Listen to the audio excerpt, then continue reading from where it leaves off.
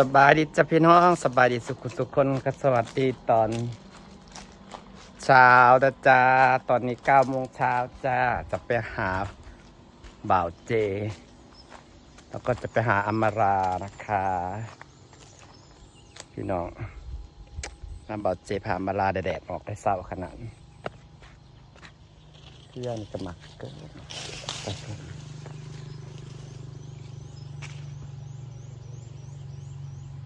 หนาขึ้นทำประเดี๋ยวทางเนี่ยน้ำน้องก็ลดลงนิดนึงจ้าทั้งที่เปิดโซลาร์เซลล์ลงเลยพี่น้องเปิดแต่โซลาร์เซลล์มันก็มาเป็นบาทก็ว่าแล้วน้ำมันจะเปิดบ่มีน้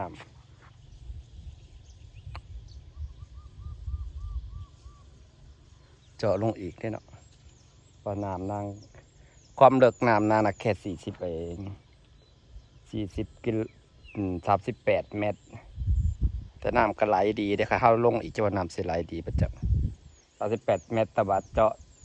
จริงนะหยอดลงไปจริงนะคือว่า32อันนี้หินหลายมันเจาะยากว่าสิไปหาอำมาลาหาเป่าเจพี่น้องใส่กะลีที่เขาตัดขึ้นยอดแล้วจะได้ตัดใหม่อีกแล้วเป็นพุ่มดีน้ำก็มาเป็นบาทพักไปโดนเติบได้มาเป็นสิมาทุกเด้อมาสิโดนสำใดหน้ามันมาเป็นบาทเพื่อสิมาบาทอย่าง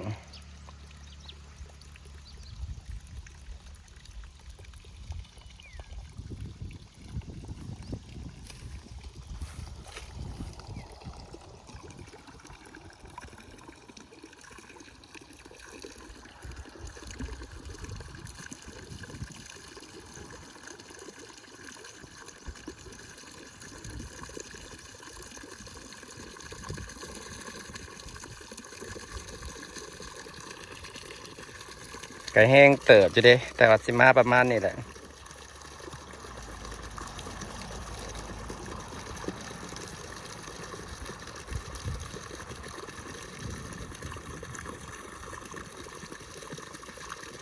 มาบาทหนึ่งกระถังหนึ่งอยู่เด้อ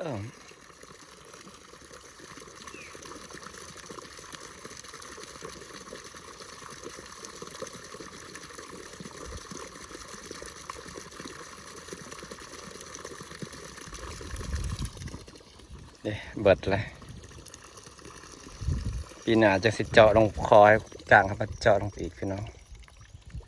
ถ้ามันเลิกนี่จะมันสิได้พอน้ำนางนี่คือว่าแห้งอยู่เด้เพราะว่ามันบ่ได้เลิกเพราะปันไดน้ำ32 เมตรอากาศมีน้ำไหลตลอดเลยครับเปิดขึ้นสระจนเข่งสระเลยก็ถือว่าน้ำแห้งเด้ขนาดอมราเจาะแถวเพื่อนอมรายังบ่ได้น้ำถือว่าได้น้ำดีอยู่เปิดปีมันสาดอยู่แต่หน้าฝนในแห่งกระซำสิเปิดสวัสดีจ้าแม่ข้าอยู่บ่แม่ข้าไปไหนขโมยของก่อนนะแม่ข้าอยู่ไหนขโมยแล้วนะหิวน้ำอยากกินนมเย็นบ้านเราดีก็ห้องแอร์มีแม่สวัสดีค่ะฉันจะมาเล่นเนี่ยฉันก็สั่งขนมไปพร้อมฉันจะมากินน้ำมากินขนมสวยจังเลยสั่งไว้100กับวันไม่จะกินเด้ทำมือเสาแล้วมันหกใส่อันนี้หมดเลยมีอาชีพแบบนี้กระเพิ่นดีนะพี่น้องเห็ดไปเรื่อยอยู่พอดีเห็ดไปเรื่อยขายไปเรื่อยเนาะได้เท่าไรก็เอาบ้านบริษัทเขาบริซื้ออยู่บ้านเจ้าของเองจ่ายแต่ค่าไฟน่าก็จะเห็ดแบบนี้แหละแต่ถ้าน้าไม่เงินเปิดร้านซอนนั่งเนี่ยเด้อน่าจะเปิดคาเฟ่น้อยหาเอาน้ำแบบว่าเอาน้ำเด็ดๆมาขายพวกน้ำมะพร้าวที่เขาปอกเป็นโหลนะพวกนั้นแต่ขายกาแฟสดปั่นเองแล้วก็เห็ดขนมขายแบบนี้แหละสอนฉันเด้อจะหาเงินก่อนจะอยากเปิดร้านคาเฟ่ เบาๆแต่ตอนนี้จะจัดต้นไม้ให้มันสวยก่อน เอาทีละอย่างมันกระทุนบลาแล้วนะเขากับมีอันนี้ ข่อยเห็ด ช่วยเห็ดไป เริ่มแรกเธอลงทุนเท่าไหร่เธอ กับนักแสดง มันอุป เอา ก ไป รณ์ ว่าบอกมันกระสือเธอละหน่อยนะเจ๊ ว่าถึงว่าตู้ตีเนาะตู้กับราคาแต่ละหน่วยก็เป็นกันหลัก แต่เดี๋ยวนี้นะมันจะแบบว่า ตูดแส่ตู้อย่างมันกระแพงเนาะทำเพลินๆเรื่อยๆแล้วก็อยู่ได้แล้วแค่นี้แหละ สร้างขนมพันใบลอยหนึ่งหมักกินขนมอันนี้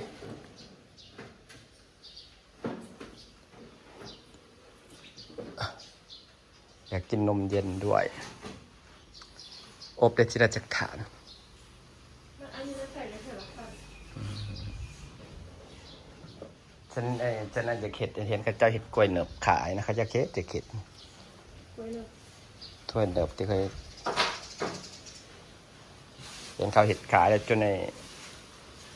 ออเดอร์บทท่านได้จองออเดอร์ไปแล้วสวยนะคะ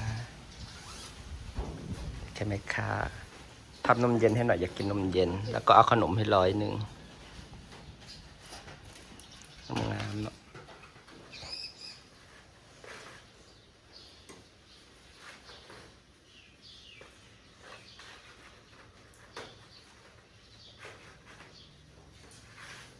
กำลังใส่กล่อง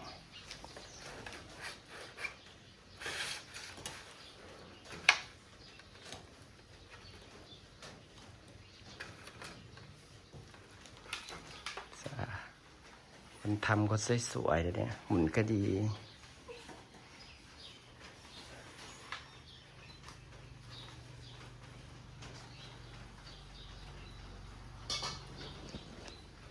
ทำ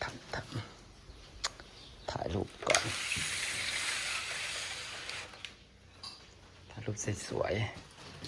ๆจ้าขนมชอบกินนะคะจ้ามาซื้อน้ำเย็นกับขนมไม่ได้กินข้าวเช้ากินขนมนี่แหละจะไปหาบอดเจ๋พามันกลับไปซื้อของในเมือง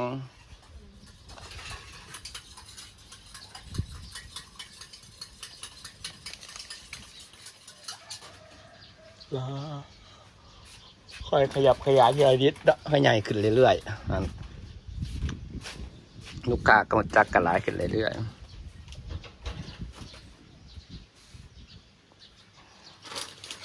มันก็เพลินดีเห็ดไปเดียวไปเรื่อยๆเนาะอากาศเริ่มร้อนแล้วเริ่มสวยแล้วจ้าโอ้ยใบมะขามเริ่มออกแล้วเพราะตอนนี้มันใบพันธุ์ออกแล้วโบห่มมันเลยแดดมีบ่อนอยู่ผมมีมองอยู่จ้า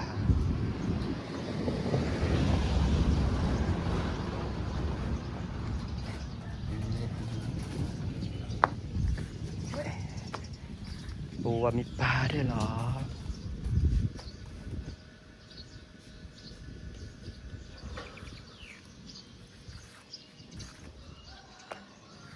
ต้นอันนี้ก็งามดีเนาะนี่นะไหม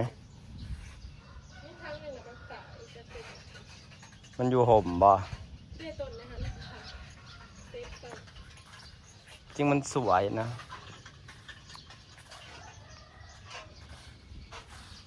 นี่ไงมันก็มีห่มอยู่หลายบ่อนหลายมุมอยู่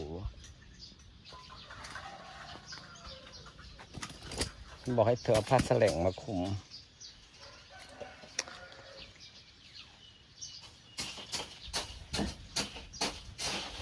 อาริตอยู่เฮือนบ่เนาะ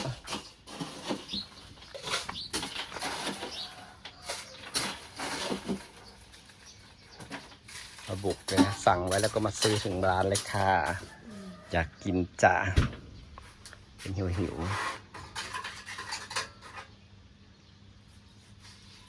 นมเย็นเป็นเท่าไหร่120ป่ะอยากกินขนมก็นำมาซื้อขนม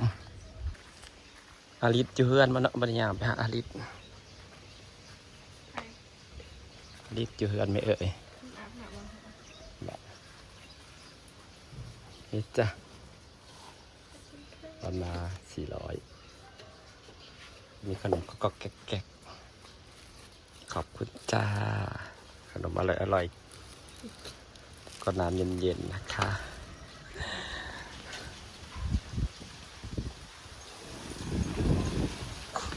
ลมในเมื่อนี้ลมดีใช่ปะแซดทำเก๋มันแล้วเนี่ยยีบลม